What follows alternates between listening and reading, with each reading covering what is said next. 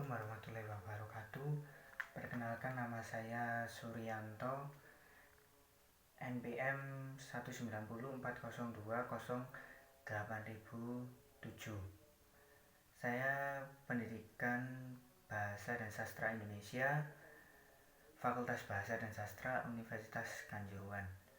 Di sini saya akan membacakan materi tentang bagaimana dengan membaca nyaring, yaitu A. Pengertian ditinjau dari segi terdengar atau tidaknya suara pembaca waktu dia membaca. Proses membaca dapat dibagi atas. Yang pertama, 1. Membaca nyaring, membaca suara dan membaca lisan, reading out loud, oral reading, reading alone. Yang kedua, membaca dalam hati, silent reading. Pada membaca dalam hati kita hanya menggunakan ingatan visual memori dalam hal ini yang aktif dalam mata, pandangan, penglihatan, dan ingatan. Sedangkan pada pembaca nyaring selain penglihatan dan ingatan juga turut aktif auditory memori, ingatan pendengaran, dan motor memori ingatan yang bersangkutan paut dengan otot kita. Membaca nyaring adalah suatu aktivitas atau kegiatan yang merupakan bagi guru, murid, atau pembaca bersama-sama dengan orang lain atau pendengar untuk menangkap serta memahami informasi, pikiran, dan perasaan seseorang pengarang. Orang yang membaca nyaring pertama-tama harusnya mengerti makna serta perasaan yang terkandung dalam bahan bacaan. Dia juga harus mempelajari keterampilan prasarana, lambang-lambang tertulis hingga penyusunan kata-kata serta penekanan sesuai dengan ucapan pembicaraan yang hidup. Membaca nyaring baik menuntut agar pembaca memiliki kecepatan mata yang tinggi serta pandangan mata yang jauh, karena dia haruslah melihat pada bahan bacaan untuk memelihara kontak mata dengan para pendengar. Dia juga harus dapat mengelompokkan kata-kata dengan baik dan tepat agar jelas maknanya bagi para pendengar.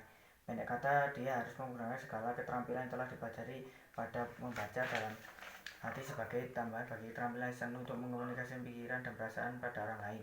Kegiatan lisan ini memang sangat bermanfaat bagi anak-anak kalau maksud serta tujuan membaca nyaring itu diarahkan benar-benar serta berguna bagi mereka. Dalam kegiatan ini menyimak tidak dapat dikesampingkan, dan maksud serta tujuan menyimak adalah untuk memahami yang dibacakan orang. Memang harus diakui bahwa hanya sedikit tujuan yang tercapai pada membaca nyaring apabila semua anak memiliki satu buku dasar saja. Mata pelajaran seni bahasa dan keterampilan bahasa haruslah merupakan salah satu dari pengalaman-pengalaman yang beraneka ragam dengan sejumlah cerita, puisi, serta kegiatan yang menarik hati. Membaca nyaring adalah sebuah pendekatan yang dapat memuaskan serta memenuhi berbagai ragam tujuan serta mengembangkan sejumlah keterampilan serta minat. Oleh karena itu, dalam mengajar keterampilan membaca nyaring, guru harus memahami proses komunikasi dua arah. Lingkaran komunikasi belum lengkap kalau pendengar belum memberi tanggapan secukupnya terhadap pikiran atau perasaan yang diekspresikan oleh pembaca. Tanggapan tersebut mungkin hanya dalam hati, tetapi bersifat apresiatif, mempunyai nilai apresiasi yang tinggi. Demikianlah nyata kepada kita bahwa membaca nyaring merupakan suatu keterampilan serba rumit, kompleks, dan bentuk seluk-beluknya. Pertama-tama pengertian terhadap aksara di atas halaman kertas dan sebagainya, kemudian memproduksikan suara yang tepat dan bermakna.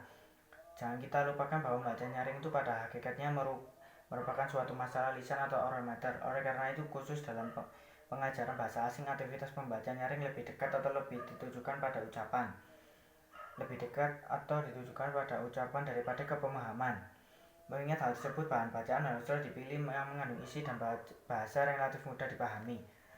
Agak suka bahwa membaca adalah sumber utama bagi ilmu pengetahuan. Walau harus diakui bahwa membaca sangat bermanfaat, tapi sangat disayangkan bahwa masih terdapat juga yang disebut periode membaca bermutu rendah. Pada profesi intelektual yang sangat tinggi sekalipun, kalau orang terpelajar pada umumnya sanggup membaca isi bacaan dengan membaca dalam hati sekalipun, terlihat tidak begitu senang kalau disuruh membaca nyaring.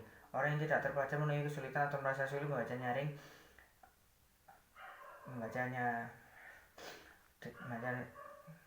orang yang tidak terpelajar menemui kesulitan atau merasa sulit membaca nyaring ataupun membaca dalam hati. Di awal telah diutarakan mengenai pengertian serta manfaat membaca nyaring. Kalau kita perhatikan dalam kehidupan sehari-hari, kita harus sadar serta mengakui bahwa sebenarnya kegunaan keterampilan membaca nyaring memang sangat terbatas. Sesungguhnya sedikit orang yang terlibat atau dituntut membaca nyaring sebagai kegiatan rutin setiap hari, seperti penyiar radio, pembicara televisi, pendeta, pastor, ulama, aktor. Demikianlah dari segi mayoritas, kegunaan atau kepentingan memang terbatas benar-benar. B. Keterampilan-keterampilan yang dituntut dalam membaca nyaring. Daftar keterampilan berikut ini sangat menolong para guru dalam menjalankan tugasnya untuk mencapai tujuan yang telah ditentukan dalam membaca nyaring. Kelas 1, yang pertama menggunakan ucapan yang tepat, yang kedua menggunakan frase yang tepat, bukan kata demi kata, yang ketiga menggunakan intonasi suara yang wajar, makna mudah terpahami, yang keempat memiliki parawakan dan sikap yang baik setelah merawat buku dengan baik, yang kelima menguasai tanda-tanda baca seperti titik, koma, tanda seru, tanda tanya. Kelas 2, yang pertama membaca dengan terang dan jelas, yang kedua membaca dengan penuh perasaan ekspresi, yang ketiga membaca tanpa tertegun, tanpa terbata-bata.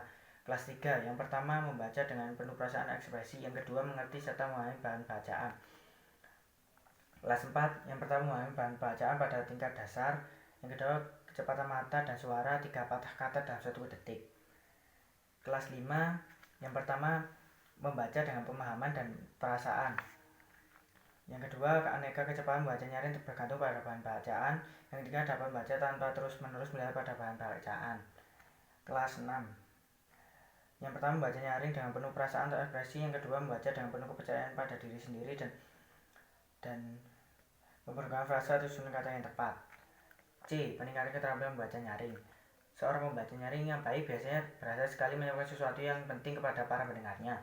Sesuatu yang penting tersebut dapat berupa informasi yang baru, sesuatu yang menghargai, uraian yang jelas, karakter yang menarik hati, sekelumit humor yang segar atau sebaik puisi.